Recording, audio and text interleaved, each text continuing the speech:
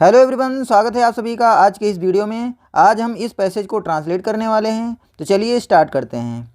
पहला सेंटेंस है, स्वास्थ्य ही सबसे बड़ा धन है। तो किसी भी सेंटेंस को ट्रांसलेट करने से पहले उसका टाइप देखते हैं कि वो सेंटेंस किस प्रकार का है। तो ये असर्टिव सेंटेंस है, यहाँ पे जानकारी दी जा रही है। तो असर्टिव सेंटेंस में सब्जेक्ट पहले लिखा जाता है, तो यहाँ पर हम सब्जेक्ट पहले लिखेंगे। यहाँ पर सब्जेक्ट क्या है? स्वास्थ्य। स्वास्थ्य की इंग्लिश होती है हेल्थ, तो यहाँ पर हम लिखेंगे हेल्थ, यानी कि स्वास्थ्य। सबसे बड़ा धन है, तो यहाँ पर एक्शन वर्ब नहीं है, यहाँ पर होना बताया जा रहा है, और होना बताने वाली वर्ब होती है बी। ये प्रेजेंट टेंस है, और प्रेजेंट में कौन सा है? ये इंडेफिनिट है। प्रेजेंट में हमेशा वर्ब की फर्स्ट फॉर्म का यूज किया जाता है, और बी का फर्स्ट फॉर्म होता है इज, एम या फिर आर। क्योंकि हेल्थ सिंगुलर है, तो सिंगुलर के लिए हम इज का इस्तेमाल करते हैं, तो हेल्थ के साथ में इज का इस्तेमाल किया जाएगा, तो यहाँ हो जाएगा इज। हेल्थ इज, स्वास्थ्य है क्या है? सबसे बड़ा धन। इसकी इंग्लिश होगी द ग्रेटेस्ट। द ग्रेटेस्ट यानी सबसे बड़ा, और धन वेल्थ। सबसे बड़ा की इंग्लिश होती है ग्रेटेस्ट। ये सुपरलेटिव डिग्री होती है, इससे पहले द लगाया जाता है। तो पूरा सेंटेंस हो गया, health is the greatest wealth. स्वास्थ्य सबसे बड़ा धन होता है, या फिर कह सकते हैं स्वास्थ्य सबसे बड़ा धन है। जितने भी असर्टिव सेंटेंस होते हैं इसमें सब्जेक्ट पहले लिखते हैं, उसके बाद वर्ब लिखते हैं। तो यहाँ पर ये हो गया सब्जेक्ट, और इज हो गया वर्ब, बाकी ये हो गया कॉम्प्लीमेंट। नेक्स्ट सेंटेंस है, हमें रोजाना व्यायाम करना चाहिए और पौष्टिक भोजन खाना चाहिए। तो इस सेंटेंस के दो पार्ट हैं। पहले पार्ट में लिखा है हमें रोजाना व्यायाम करना चाहिए, तो पहले पार्ट को हम बनाते हैं, क्योंकि यहाँ पर भी असर्टिव सेंटेंस है, यहाँ पर भी जानकारी दी जा रही है। तो सब्जेक्ट पहले लिखेंगे, सब्जेक्ट लिखने के बाद हम वर्ब लिखेंगे। तो यहाँ पर सब्जेक्ट क्या है? किसे व्यायाम करना चाहिए? हमें। तो सब्जेक्ट यहाँ पर है वी, तो हम सबसे पहले लिखेंगे वी। यहाँ पर चाहिए आ रहा है, चाहिए की मीनिंग के लिए हम शुड का इस्तेमाल करते हैं, शुड प्लस वर्ब की फर्स्ट फॉर्म। तो यहाँ पर हम क्या लगाएंगे? सबसे पहले लिखेंगे शुड। अब हम क्या लगाएंगे? वर्ब की फर्स्ट फॉर्म। कौन सा एक्शन हो रहा है यहाँ पर? व्यायाम करना। व्यायाम करने की इंग्लिश होती है एक्सरसाइज, तो यहाँ पर हम लिखेंगे एक्सरसाइज। वी शुड एक्सरसाइज, हमें व्यायाम करना चाहिए रोजाना। रोजाना की इंग्लिश होती है डेली,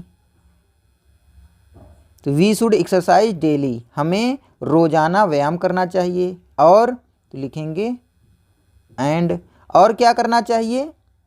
तो बार बार चाहिए की मीनिंग नहीं लिखेंगे, एक बार हमने यहाँ पर लिख दिया है शुड, दोबारा शुड लिखने की जरूरत नहीं होगी। हम एंड लगा दें, हम दूसरी एक वर्ब ये हो गई, अब दूसरी वर्ब को इसी से यहाँ पर जोड़कर लिख देंगे। दूसरी वर्ब क्या है? कौन सा एक्शन हो रहा है? खाना खाने का। तो खाने की इंग्लिश होती है ईट, तो यहाँ पर लिखेंगे एंड ईट। और खाना चाहिए, क्या खाना चाहिए? पौष्टिक भोजन। पौष्टिक भोजन की क्या होती है? न्यूट्रिशन। न्यूट्रिशंस यानी कि पौष्टिक, और भोजन की फूड। तो पौष्टिक खाना, न्यूट्रिशंस फूड। तो पूरा सेंटेंस बन गया, वी शुड एक्सरसाइज डेली, हमें रोजाना एक्सरसाइज करनी चाहिए, एंड ईट और खाना चाहिए न्यूट्रिशंस फूड, पौष्टिक खाना। नेक्स्ट सेंटेंस देखते हैं, अच्छी नींद हमारे शरीर के लिए बहुत ज़रूरी है। यहाँ पर भी किस टाइप का ये सेंटेंस है? असर्टिव सेंटेंस है, तो यहाँ पर भी हम सब्जेक्ट पहले लिखेंगे, उसके बाद में हम वर्ब लिखेंगे। सब्जेक्ट क्या है? अच्छी नींद। तो अच्छी नींद की इंग्लिश होती है गुड। गुड माने अच्छी, और नींद की इंग्लिश क्या होती है? स्लीप। तो हो जाएगा गुड स्लीप, यानी कि अच्छी नींद। जरूरी है, तो यहाँ पर भी कोई एक्शन नहीं है, यहाँ पर भी होना बताया जा रहा है, और होना बताने वाली वर्ब होती है बी, क्योंकि ये प्रेजेंट टेंस है। प्रेजेंट टेंस में हमेशा वर्ब की फर्स्ट फॉर्म का यूज किया जाता है, और बी की फर्स्ट फॉर्म होती है इज, एम और आर। गुड स्लीप इसके लिए क्या आएगा, इज का इस्तेमाल होगा क्योंकि इसको सिंगुलर की तरह ट्रीट करेंगे, तो यहाँ पर हो जाएगा इज। गुड स्लीप इज, अच्छी नींद होती है या अच्छी नींद है। क्या है, बहुत ज़रूरी है। ज़रूरी की इंग्लिश होती है इम्पॉर्टेंट, और बहुत ज़रूरी है तो लगा देंगे very important, very important. Good sleep is very important, अच्छी नींद बहुत ज़रूरी है।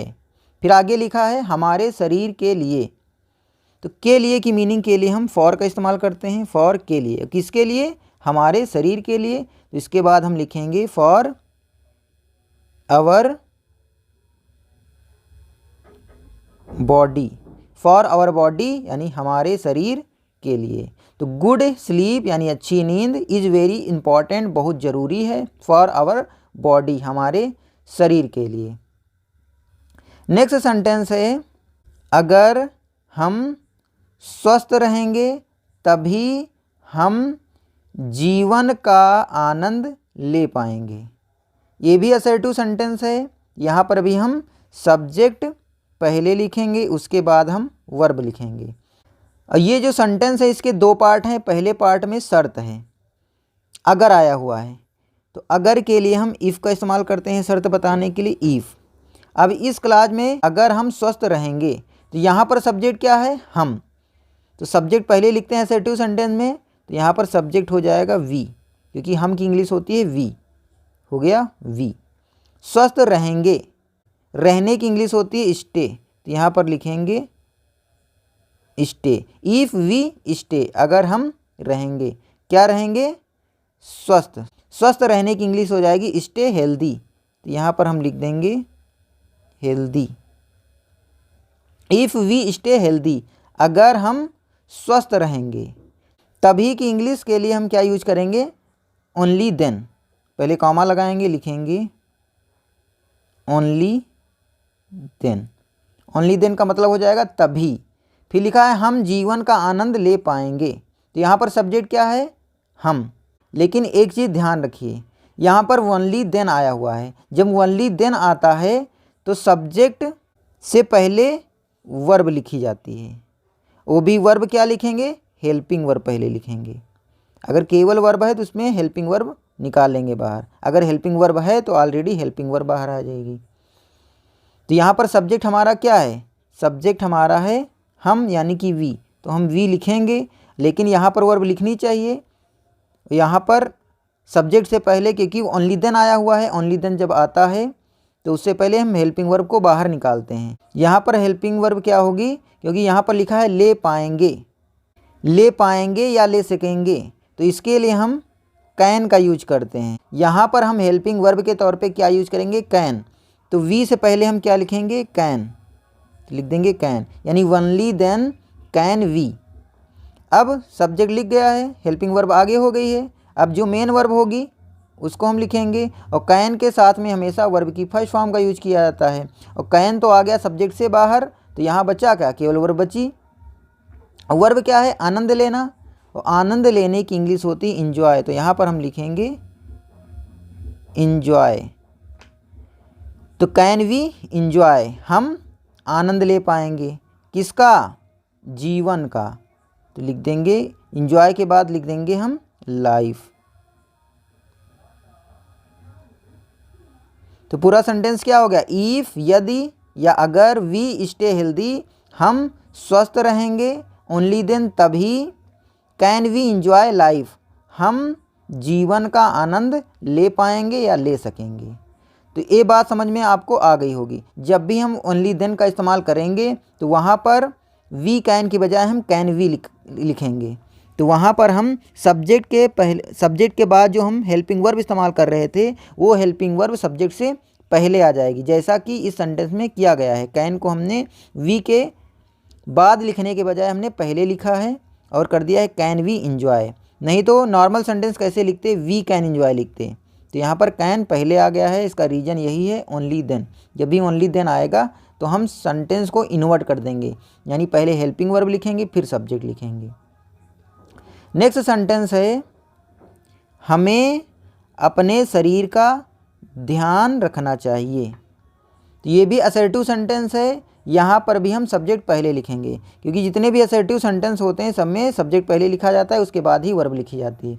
यहाँ पर भी सब्जेक्ट क्या है, हमें लिखा हुआ है, यानी कि वी है। तो वी लिखा, ध्यान रखना चाहिए, सब्जेक्ट लिख गया, अब वर्ब लिखेंगे। वर्ब क्या है, ध्यान रखना चाहिए। चाहिए की मीनिंग के लिए हम शुड का इस्तेमाल करते हैं, शुड, और शुड के साथ में हमेशा वर्ब की फर्स्ट फॉर्म का यूज किया जाता है, यानी यहाँ पर यूज करेंगे शुड प्लस वर्ब की फर्स्ट फॉर्म। वी लिख गया है, अब हम शुड का इस्तेमाल करेंगे यहाँ पर। लेकिन एक बात और याद रखिए, अगर ये चाहिए वाली मीनिंग बहुत ज़रूरी है तो वुड के बजाय हम उस वहाँ पर मस्ट का यूज करते हैं। शुड के केस में भी चाहिए आता है और मस्ट के केस में भी चाहिए आता है, लेकिन जब काम बहुत ज़रूरी होता है, यानी ज़रूर रखना चाहिए, इस तरह का सेंस आए या फिर ज़रूर शब्द आ जाए हमारे सेंटेंस में, तब भी हम मस्ट का यूज करेंगे। और कभी कभी ज़रूर शब्द सेंटेंस में नहीं आता है लेकिन वो अंडरस्टूड होता है, तो वहाँ पर भी हम मस्ट का यूज कर लेंगे।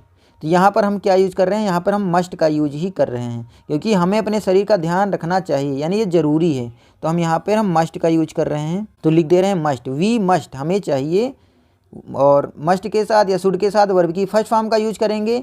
और यहाँ पर कौन सा एक्शन हो रहा है, ध्यान रखना, और ध्यान रखने की इंग्लिश होती है टेक केयर। तो यहाँ पर हम लिखेंगे take care, take care, we must take care, हमें ध्यान रखना चाहिए, किसका, अपने शरीर का। तो लिखेंगे of our body, we must take care, हमें ध्यान रखना चाहिए, ऑफ आवर बॉडी, अपने शरीर का।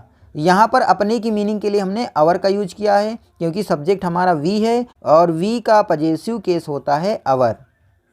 अगर हमारा सब्जेक्ट आई होता तो अपने की मीनिंग के लिए हम यहाँ पर माई का इस्तेमाल करते हैं। तो आशा करते हैं इस वीडियो से आपको बहुत कुछ सीखने को मिला होगा। अगर ये वीडियो आपको पसंद आई है तो वीडियो को लाइक कीजिए, अपने दोस्तों में शेयर कीजिए, और यदि आपने अभी तक हमारे चैनल को सब्सक्राइब नहीं किया है तो कृपया सब्सक्राइब कीजिए। मिलते हैं नेक्स्ट वीडियो में, तब तक के लिए बाय बाय, टेक केयर।